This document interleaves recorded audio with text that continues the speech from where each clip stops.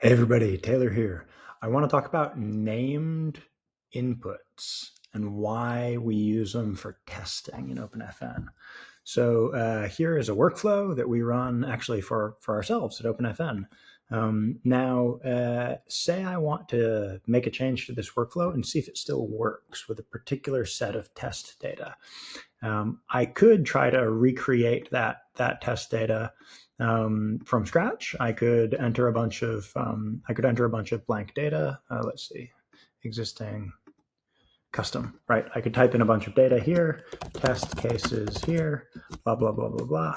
Or if I have saved an input before, I could search for it, and I have one called test Justine. Cool. So this input was a test from Justine at OpenFn.org. She just registered this afternoon, and I saved it as test Justine. So now I can run that workflow and check to see if the test passes with that specific labeled input. So that's the power of named data clips. They allow you to build up a test suite so that you can come back and run them later. And I'll flip over to, claim pending. It's going to run in just a second. But I'll flip over to another one of these inputs. Let's use one that doesn't get very far so we know it's a test. Yeah, cool. We hit edit.